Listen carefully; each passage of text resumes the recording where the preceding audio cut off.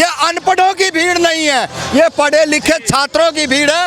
ये तालिबानी सरकार, ये तालिबानी सिस्टम के अंदर बैठे लोग इस बात को समझ लें, अगर आज बच्चों के साथ आप कुछ करोगे, आने वाला भविष्य आपका खराब हो जाएगा। जिसकी मानसिकता सड़ी हो, जिसने पढ़ा लिखा नहीं हो, उनका यही काम है, कभी अमर खालिद पे बात करेंगे, कभी गाय गोबर की बात करेंगे।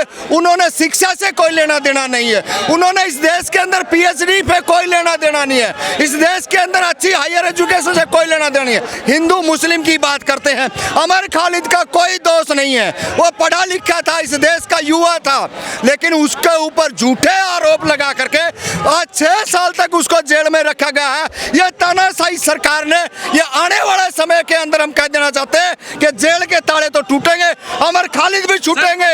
जिस तरीके से छात्रों ने हुंकार भरी है, ये स्पष्ट बताता है कि इस्तीफा देना पड़ेगा, और हम तो इस्तीफा प्रधानमंत्री तक का भी मांग रहे हैं कि शिक्षा मंत्री को तो देना पड़ेगा, प्रधानमंत्री को भी देना पड़े, क्योंकि इस देश के अंदर कोई भी, चाहे वो छात्र हो, किसान हो, मजदूर हो, कोई भी सुरक्षित नहीं है।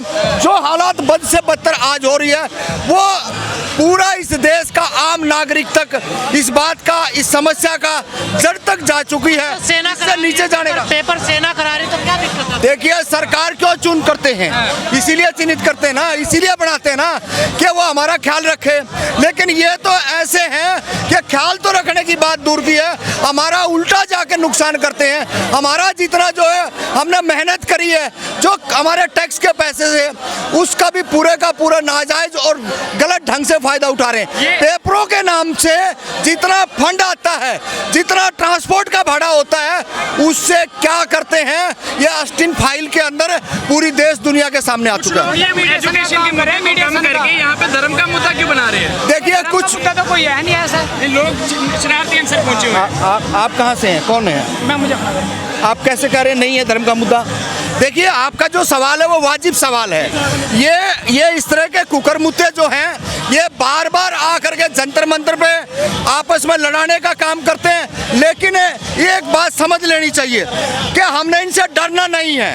अगर वो 10 हैं तो हमारी 500 की संख्या है। किसी भी तरीके से घबराने की, डरने की, झुकने की जरूरत नहीं है, सामना करना चाहिए और ये बैरिकेड से बाहर निकाल देना चाहिए। जिसका उदाहरण जिंदा जागता अभी 5 मिनट पहले हुआ कि जो संगी है, जो सड़ी हुई गली हुई मानसिकता के लोग हैं, उनका यहाँ कोई काम नहीं है। यहाँ शिक्षा की, रोजगार की, अपनी हिस्सेदारी की बात के लिए आए, वो अपने अपने तरीके से, छात्र अपने तरीके से अपनी बात को रखेंगे, वो उनकी पीड़ा है। हम जैसे हमारी उम्र के हैं, हमारी अपनी पीड़ा है। हम छात्रों के समर्थन में पहले भी थे, आज भी हैं और आगे भी। को लेकर बड़ी बातें हो रही हैं यहाँ पर कि ये उमर खालिद वाले लोग हैं जो आंदोलन कर रहे हैं। देखिए, जिसकी मानसिकता सड़ी हो, जिसने पढ़ा लिखा नहीं हो, उनका यही काम है, कभी अमर खालिद पे बात करेंगे, कभी गाय गोबर की बात करेंगे। उन्होंने शिक्षा से कोई लेना देना नहीं है, उन्होंने इस देश के अंदर पीएचडी पे कोई लेना देना नहीं है, इस देश के अंदर अच्छी हायर एजुकेशन से कोई लेना देना नहीं है। जो बात तबेले की करने वाले हो, जो फाटक के अंदर रहने वाले हो, उनका कोई काम नहीं है, बाहर कर देना चाहिए। जिस भी तरीके से उनको भाषा जो समझ में आती है, क्योंकि वो यहाँ आकर के हिंदू मुस्लिम की बात करते हैं। अमर खालिद का कोई दोष नहीं है, वो पढ़ा लिखा था, इस देश का युवा था, लेकिन उसके ऊपर झूठे आरोप लगा करके आज 6 साल तक उसको जेल में रखा गया है। यह तानाशाही सरकार ने, ये आने वाले समय के अंदर हम कह देना चाहते हैं कि जेल के ताले तो टूटेंगे, अमर खालिद भी छूटेंगे और इसी देश के अंदर अमन और शांति भाईचारे की बात होगी। लेकिन कालिया तुम्हारा क्या होगा? कुछ शरारती लोग आपको ये कहते हैं कि ये कांग्रेस और आम आदमी पार्टी के चाटुकार है, तो उनको क्या जवाब देना चाहेंगे? देखिए, हमने कांग्रेस से दुखी होकर के ये लेके आए थे कि सत्ता बदलेगी तो अच्छे दिन आएंगे, 15 करोड़ आएंगे, 2 करोड़ नौकरियां आएंगी, लेकिन सब कुछ जुमले निकले।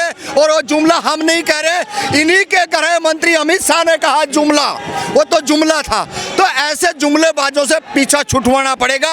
आज का नया युवा जो है वो पढ़ा लिखा है, और पिछली पंक्ति की जिससे बात करी आप कांग्रेस और बीजेपी की, ये सारे के सारे कम शिक्षित थे, कम पढ़े लिखे लोग थे, तजुर्बा था, ये हम मान सकते हैं। जब राघव चड्ढा आम आदमी पार्टी में थे, खुल के युवा के लिए बोलते थे, मिडिल क्लास के लिए बोलते थे, जब से भाजपा में गए हैं उनका बोलना ही बंद हो गया यूथ के लिए। नहीं, वो तो चड्डी हो गया ना, अब उसकी क्या बात करें। ऐसे आदमी की बात करना भी हम अपना समय जाया करने की बात करते हैं। ऐसे को छोड़ो, आज का जो मुद्दा है, आज के जो आए हैं, आज जिस मुद्दे के इस्तीफा होगा, बिल्कुल होगा, डंके की चोट पे होगा। और आप सुनिए, आप लोग लगभग जंतर मंत्र को कवर करते आ रहे 10-12 साल से। आप इस बात को देख लीजिए, जो चेहरा आज 27 और 17 का खड़ा है, इससे पहले कभी नहीं हुआ था। इस बात को आपने मानना पड़ेगा। ये अनपढ़ों की भीड़ नहीं है, ये पढ़े लिखे छात्रों की भीड़ है। ये तालिबानी सरकार, ये तालिबानी सिस्टम के अंदर बैठे लोग इस बात को समझ लें, अगर आज बच्चों के साथ आप कुछ करोगे, आने वाला भविष्य आपका खराब हो जाएगा।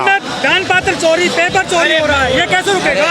हमारे दादे ने, हमारे बाप ने, हमने और हमारे बच्चों ने आज तक किसी भगवान के किसी का कोई प्रसाद और यातना हमने तो करी नहीं है और ना हम करेंगे। जिन्होंने राम मंदिर में चंदा दिया, वो चंदा किसने चोरी किया वो तो वो जाने, और वो अपना हिसाब किताब अपने आप ले लेंगे। हमारा उस लेना देना कुछ भी नहीं है चंदा चोरी से, क्योंकि वो जैसे करेंगे वैसा भर लेंगे। उनके तो आपस में सिर फटुआ होने वाले हैं। अभी देख लेना, राम मंदिर को जुम्मा बने कितने दिन हुए हैं और सारे के सारे दान पेटी ब्लास्ट होने लगी है। तो अभी तो बड़े बड़े बम फूटने वाले हैं उसी राम मंदिर का नाम लेकर के। ये राम को छोटा करके सत्ता की सीढ़ियों पे जनता के ऊपर राज कर रहे हैं। FIR होगी, करनी पड़ेगी। देश का बहुत बड़ा मामला है, बहुत बड़ा मुद्दा है। और ये संत कह रहे RSS ने कब्जा कर लिया राम मंदिर पे।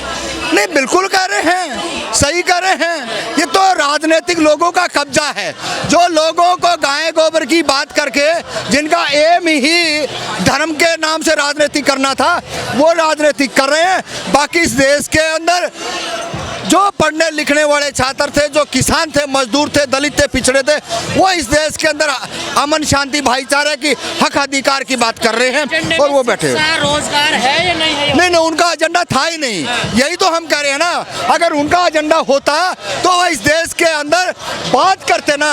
अरे कितने पेपर लीक हो रहे हैं, आने वाली पीढ़ियों को ये क्या कहेंगे आने वाले ये छात्र। इस देश के अंदर आप जिस काम के लिए आए थे वो काम आपने बखूबी किया है। आप गाय गोबर के नाम से आए थे, आपने इस देश का मलियामेट करना था और वो दिया कर मजबूत कर रहे हैं। कोई धर्म मजबूत नहीं है, इनका धर्म से भी कोई लेना देना नहीं है। ये सारे के सारे राजनीतिक दल के लोग हैं और अपनी राजनीतिक कैसे चले, अपनी कुर्सी कैसे बचे, ये सब कुर्सी बचाने का मामला है। बाकी इन्होंने आम जनता से, आम देश के नागरिक से, आम छात्रों से कोई लेना देना नहीं है। अगर इन छात्रों से होता तो इस्तीफा दे देते। अरे पहले भी मंत्री होया करते, रेल मंत्री हुआ करते, शिक्षा मंत्री हुआ करते, उड्डयन मंत्री होते, वो तुरंत इस्तीफा दे देते थे, कोई घटना होती थी। लेकिन इन बेशर्मों को तो शर्म नाम की कोई चीज ही नहीं है। कुछ लोग घुसा है यहाँ पर, हमलावर टाइप के लोग। हाँ, नहीं, जयपुर वाले जो घुसने आए हैं तो ये जयपुर नहीं है, आपको मैं दावे के साथ कह सकता हूँ। पूरे आंदोलन को हिंदू मुस्लिम बना दिया गया। देखिए, नहीं, वो लोग आते हैं, हमारा हिंदू मुस्लिम का कोई एजेंडा नहीं है। हमारे बच्चों ने बड़ी मुश्किल से, हमने 20 साल 22 साल तक उसको पढ़ाया लिखाया है और बढ़िया यूनिवर्सिटियों में भेजा है, पैसा लगाया है। आज हम उम्मीद करते हैं कि कहीं ना कहीं पेपर लीक ना हो और वो देखिए उनकी दाल नहीं गलेगी। हमारा जो एजेंडा है, हमारा है कि हमारे को नौकरी दे, हमारे को जितनी मेहनत करी है उसका फल मिले।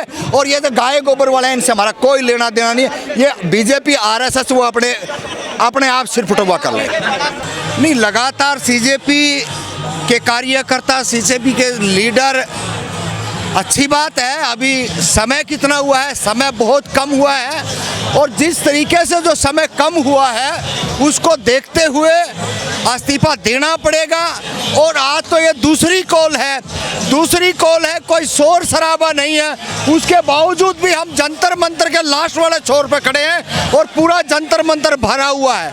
1:20 हुई है, तो अभी 1 बजे की कॉल थी, अभी समय और आएगा। और जो युवा चेहरे, जो फेस जो दिखाई दे रहे हैं, उससे साफ पता चलता है कि इस सरकार की अगर कोई बैंड बजाने वाला है, कोई इनकी पतलून ढीली करने वाला है, तो वो यही छात्र है, यही युवा है। और ये अपना काम अच्छी तरीके से, अच्छी भूमिका से कर रहा है। इस्तीफा नहीं हो रहा है, देखिए इस्तीफा भी होगा। कोई भी काम इतनी जल्दबाजी में कोई फैसला किसी को भी नहीं लेना चाहिए।